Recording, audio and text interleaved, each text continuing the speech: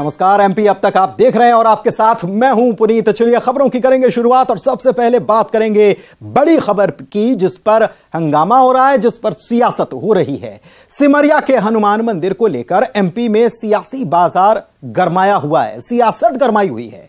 कांग्रेस ने बीजेपी की सद्बुद्धि के लिए सुंदरकांड का पाठ किया, तो वहीं मंदिर निर्माण को लेकर बीजेपी ने कांग्रेस पर पलटवार किया। चुनाव के समय हिंदू बनने के आरोप भी लगाए।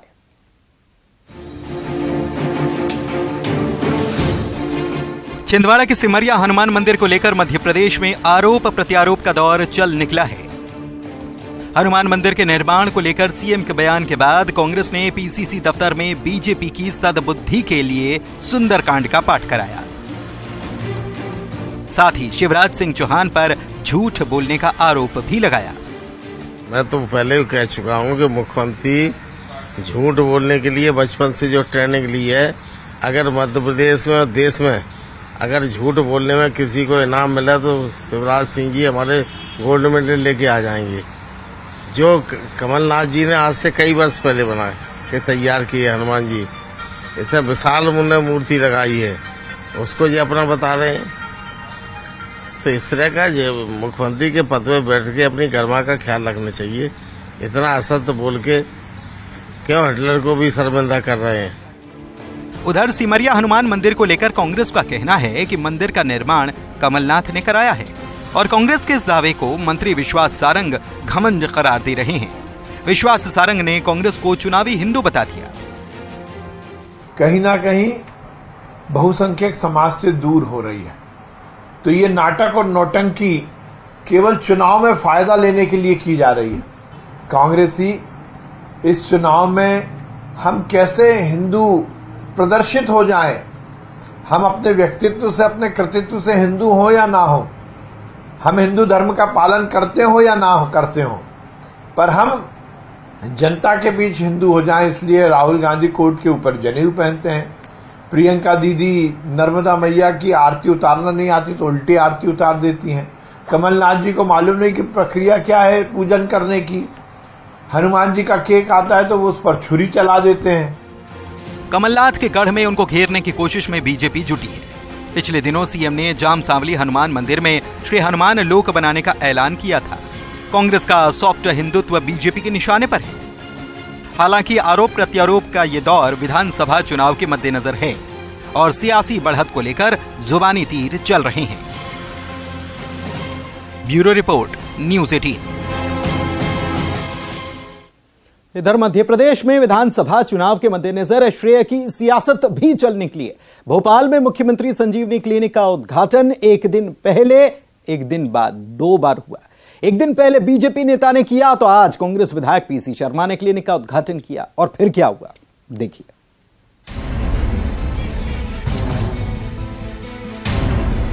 विधानसभा चुनाव को देखते हुए प्रदेश में श्रेय लेने की राजनीति शुरू हो चुकी है। भोपाल के अंबेडकर नगर में मुख्यमंत्री संजीवनी क्लिनिक का उद्घाटन विधायक पीसी शर्मा ने किया। खास बात यह कि क्लिनिक का कल बीजेपी नेताओं ने भी उद्घाटन किया था। जब इसे लेकर पीसी शर्मा से सवाल पूछा गया तो उन्होंने बीजेपी पर राजनीति करने के आरोप लगाए। ये बाबा साहब अम्बेडकर के आशीर्वाद से, आदरणीय कमलनाथ जी के आशीर्वाद से शुरुआत हुई और यहाँ राजनीति हुई। कल जो नगर निगम के अध्यक्ष है उसका इनॉग्रेशन कर गए। जो पट्टी लगी है सरकारी, उसमें उनका भी नाम है। आज तय था कि 29 तारीख को करेंगे, लेकिन ये मैं समझता हूँ कि राजनीति स्वास्थ्य के मामले में, क्षेत्र के मामले नहीं है। एक विधायक और पार्षद आके साथ साथ इसको करते हैं तो इसकी गरिमा और रहती है, एक और अच्छा मैसेज जाता है। उधर पीसी शर्मा के आरोपों पर बीजेपी का पलटवार भी हुआ। बीजेपी कहने लगी कि कांग्रेस अगर किसी विकास योजना का उद्घाटन कर पा रही है तो वो भी बीजेपी की ही सरकार की वजह से। भारतीय जनता पार्टी की सरकार के कारण ही लोकार्पण संभव है, क्योंकि विकास के काम भाजपा की सरकार ने, शिवराज सिंह चौहान जी की सरकार ने किए हैं, कर रहे हैं। और लोकार्पण हो या शिलान्यास, भाजपा की सरकार मतलब विकास, मतलब जनकल्याण, मतलब सुशासन। कांग्रेस मतलब भ्रष्टाचार और लूट, निकम्मापन। विधानसभा चुनाव को लेकर प्रदेश में श्रेय लेने की सियासत जोरों पर है। कांग्रेस हो या फिर बीजेपी, दोनों ही विकास के दावे करती है। ऐसे में किसके दावों में कितना दम है, ये आने वाले वक्त में चुनाव से साफ हो जाएगा।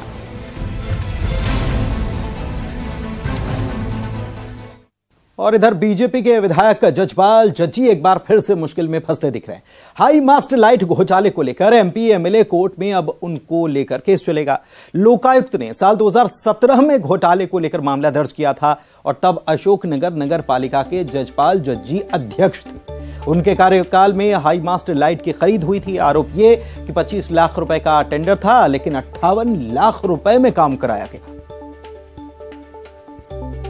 नगर विधानसभा से विधायक हैं जजपाल सिंह जज्जी। इन्होंने अपने नगरपालिका अध्यक्ष के पद पर रहते हुए एक हाई मास्ट लाइट घोटाला किया था।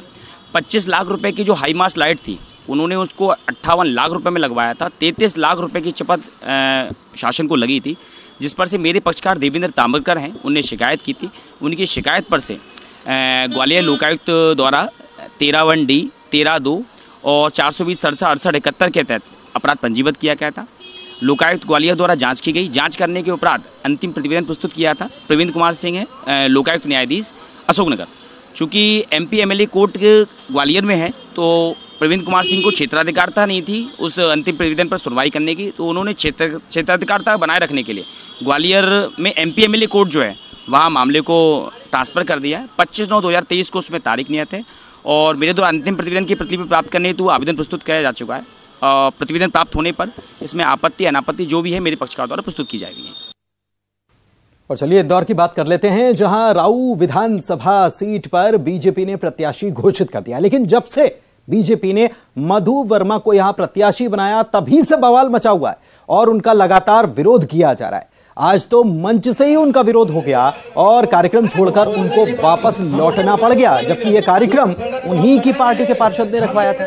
दरअसल राऊ विधानसभा से टिकट मिलने के बाद बीजेपी प्रत्याशी मधु वर्मा शहर की खंडवा रोड की भावना नगर कॉलोनी में ड्रेनेज लाइन का भूमि पूजन करने वाले थे, लेकिन रहवासियों ने इस कार्यक्रम का विरोध कर दिया। रहवासी संघ की तरफ से लक्ष्मण खेड़े मंच पर चढ़ गए और मधु वर्मा का विरोध करने लगे। उनका यह कहना है कि बड़ी मुश्किल से तो सड़क बनी है, अब खोदा जाएगा ड्रेनेज के लिए सड़क को और फिर सड़क फिर से खराब हो जाएगी। को कहना यह था कि अब जब आपका नाम घोषित हो गया है, जब आप बड़े बड़े पाइप लेकर आ गए, जब हम काफ़ी सालों से ड्रेनेज के लिए जूझ रहे थे और जब हम कई बार गए तो जब उस चीज़ का समाधान नहीं हुआ, और साथ ही साथ एक चीज़ ये भी है सर कि वार्ड 75 में कुणाल सोलंकी जी हैं जो जीतू पटवारी जी के नेतृत्व में कार्य करते हैं और पार्षद भी कुणाल सोलंकी जी और विधायक हमारे जीतू पटवारी जी हैं, तो उन्होंने ड्रेनेज का भी काम करवा दिया था और सड़क भी बनवा दी थी उन्होंने। सीएम शिवराज सिंह चौहान ने भी रक्षाबंधन के मौके पर बहनों को घरेलू गैस सिलेंडर में 200 रुपए की जो सब्सिडी देने के पीएम मोदी का फैसला है, इसका स्वागत किया। ट्वीट कर उन्होंने लिखा है कि पीएम मोदी ने देश की बहनों को बड़ी सौगात दी है। घरेलू गैस सिलेंडर के दाम में 200 रुपए की कटौती का फैसला पीएम मोदी के नेतृत्व की संवेदनशीलता और सहृदयता को दिखाता है।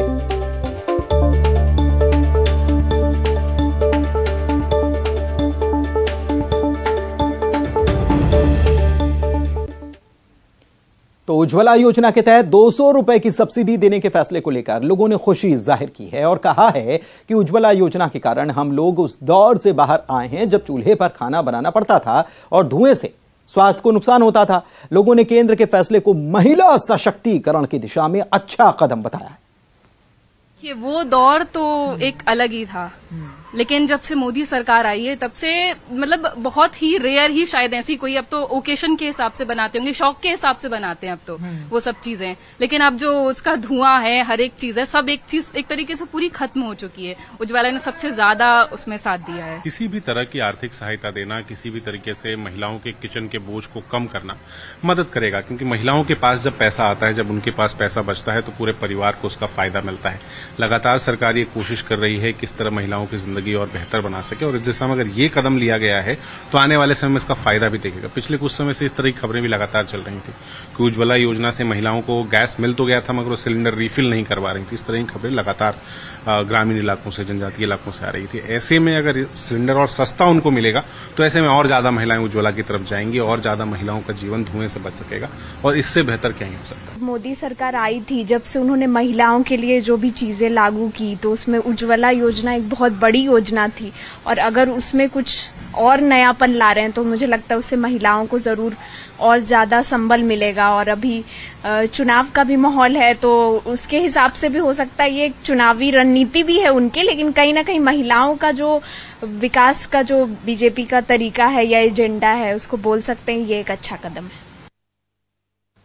केंद्रीय गृह मंत्री अमित शाह ने रक्षाबंधन ओणम के अवसर पर घरेलू गैस सिलेंडर पर 200 रुपए की सब्सिडी देने के फैसले को जन कल्याणकारी बताते हुए प्रधानमंत्री मोदी का आभार जताया है। उन्होंने ट्वीट किया है और लिखा है कि इस फैसले से उज्ज्वला योजना के तहत घरेलू गैस सिलेंडर पर मिलने वाली सब्सिडी 400 रुपए हो जाएगी, जो कि वैश्विक कारणों से बढ़ी महंगाई में राहत देगी। इसके साथ ही उन्होंने 75 लाख नए उज्ज्वला कनेक्शन को मंजूरी देने के फैसले का भी स्वागत किया।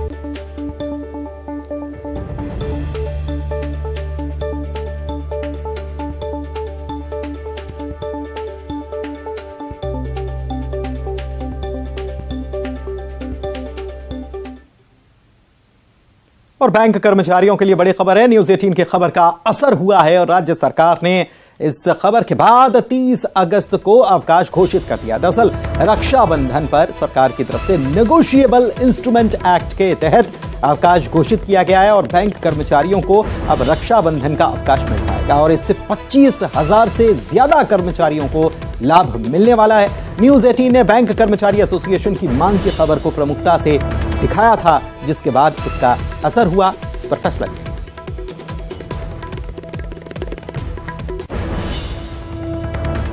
जिसके अंतर्गत हम लोगों ने मध्य प्रदेश प्रशासन से राखी के दिन बैंक कर्मियों को नेगोशिएबल इंस्ट्रूमेंट एक्ट में छुट्टी डिक्लेयर करने के लिए रिक्वेस्ट किया था और मुझे बताते हुए खुशी होती है कि मध्य प्रदेश शासन ने, माननीय मुख्यमंत्री जी ने उस मांग को मानते हुए कुछ समय पूर्व कल के दिन मध्य प्रदेश शासन 30 अगस्त को रक्षाबंधन का छुट्टी घोषित। मशहूर कॉमेडियन कपिल शर्मा के शो पर ब्राह्मणों की शिखा पर व्यंग कसे जाने को लेकर बवाल मच गया है। आईएएस नियाज खान ने इसे लेकर सोशल मीडिया साइट एक्स पर अपनी बात रखी और न्यूज़ 18 से बातचीत में उन्होंने जनेऊ और शिखा को ब्राह्मणों की आत्मा बताया है। सुनिए।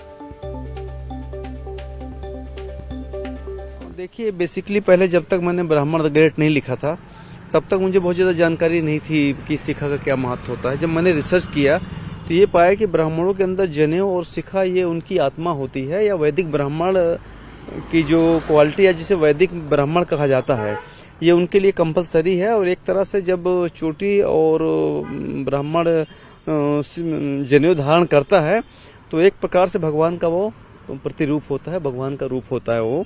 तो मुझे वही आश्चर्य लगा कि क्या किसी भी शो में हंसाने के लिए क्या धार्मिक प्रतीकों को आप लोगे? क्या चोटी जैसी पवित्र चीज है, आज किसी बड़े बड़े मंदिरों में देश में चले जाएं सब ब्राह्मण चोटी रखते हैं, बड़े बड़े इनके साधु हैं, संत हैं, कथावाचक हैं।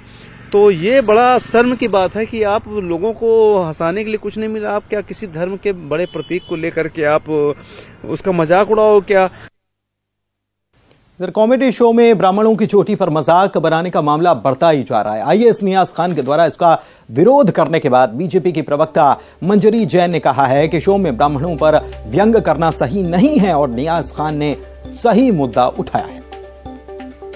ये एक हिंदू धर्म का विषय है और कपिल शर्मा जी के शो में यदि इस तरीके से किसी भी धर्म का मजाक उड़ाया जाता है तो निश्चित तौर पर बहुत ही निंदनीय है और मैं इसकी कड़े शब्दों में निंदा करती हूँ। कपिल शर्मा शो को जो टीवी चैनल्स चला रहे हैं उनको मैं बंद करने की अपील करती हूँ और नियाज खान जी ने जो जिस तरीके से उन्होंने समर्थन किया उसके लिए मैं बहुत बहुत धन्यवाद करती हूँ। हमारा देश हिंदू राष्ट्र देश है, हिंदू संस्कृति और सभ्यता का देश है, विभिन्न धर्मों का देश है और सभी अपने अपने धर्म का पालन करें, ये संविधान में। इधर सतना में सड़क हादसा पेश आया, 3 लोगों की मौत हो गई। नेशनल हाईवे 30 पर खरमसेड़ा मोड़ पर तेज रफ्तार कार और ऑटो की भिड़ंत हुई थी। इस दौरान 3 महिलाओं की मौत हो गई जबकि 9 लोग घायल हुए हैं। पूरी घटना अमरपाटन थाना पुलिस पूरे मामले में जांच कर रही है।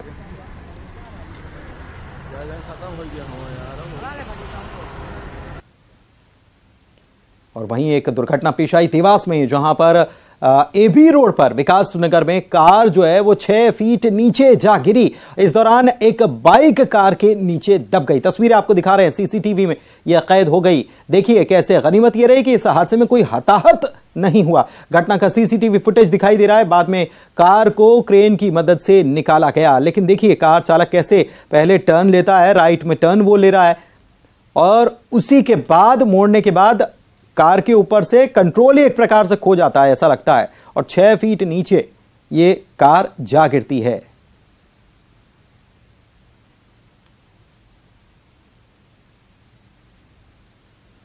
इधर बुरहानपुर के लोनी गांव के बच्चों ने कलेक्टर कार्यालय की चौखट पर अनोखा विरोध प्रदर्शन किया। यहां लालटेन जलाकर बच्चों ने पढ़ाई की और इसके बाद जिला पंचायत सीईओ सृष्टि देशमुख को लालटेन देकर समस्या के निराकरण की मांग की गई। मामला यह कि लोनी गांव में समाधान तावड़े के परिवार को बिजली विभाग ने 26,000 रुपए का बिल दे दिया। इसे परिवार भर नहीं पाया। इसके बाद बिजली विभाग ने कनेक्शन ही काट दिया। आर्थिक तंगी से जूझ रहे बच्चों के मां बाप ने कई बार बिजली विभाग को लाइट जोड़ने की मांग की, लेकिन विभाग ने लाइट फिर से नहीं जोड़ी। इसके बाद बच्चों ने कलेक्ट्रेट में जाकर लालटेन जलाई और विरोध किया। अपर कलेक्टर ने मामले की जांच की बात कह दी। जन सुना आया था उनकी लाइट काट दी थी कि उन्होंने बिल नहीं भरा था। हर महीने 100 रुपया आते वो नहीं भरा, तो उनके इकट्ठे हो गए 1000 ऊपर हो गए थे। तो फिर हमने उनको समझाया थी कि कुछ पैसे जमा करो, हमारी लाइट जोड़ दें। क्या मतलब समाधान हुआ? हाँ, समाधान हो जाएगा, मतलब कुछ पैसे जमा कर उनकी लाइट जोड़वाते हैं। जुड़ जाएंगे लाइट, मतलब प्रशासन उनकी लाइट जोड़। तो एक तरफ कहा जा रहा है कि 26,000 का बिल, दूसरी तरफ जो लोग हैं जिम्मेदार वो कह रहे हैं कि 1,000 का बिल हो गया, हर महीने 100 रुपए जमा करने थे। अब सच क्या है, चलिए बढ़ते हैं आगे और बात 2 तस्वीरों की अब करते हैं। शाहजहांपुर जिला प्रशासन ने अतिक्रमण पर बड़ी कार्रवाई करते हुए जेसीबी चलाई है। इस दौरान 1 दर्जन से ज्यादा अस्थायी दुकानों को हटा दिया गया। ये तस्वीर आपको शाहजहांपुर की दिखा रहे हैं। राजस्व विभाग और नगर पालिका के संयुक्त अमले ने जिला अस्पताल के ट्रॉमा सेंटर के पास में सड़क किनारे चाय नाश्ते समेत अन्य दुकानें जो हैं इनको गुमटियों को जेसीबी से हटाया। खेड़ी मंडल गांव में गो हत्या करने वाले आरोपियों के मकानों पर भी प्रशासन ने कार्रवाई की और उनके मकानों को भी जमींदोज कर दिया गया। बीते दिनों गाय की हत्या के मामले में आरोपी बनाए गए 3 आरोपियों के मकान पर जेसीबी का पंजा चला। देखते ही देखते मकान धराशायी।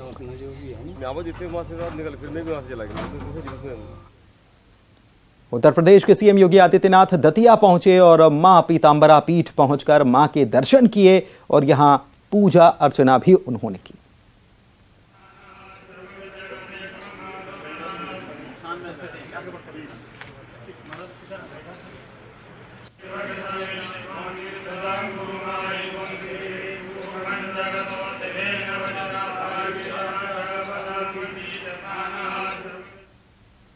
चलिए रक्षाबंधन की बात कर लेते हैं। रक्षाबंधन का पर्व जो है इस पर इस बार गोबर से बनी राखियों की भी बाजार में धूम है।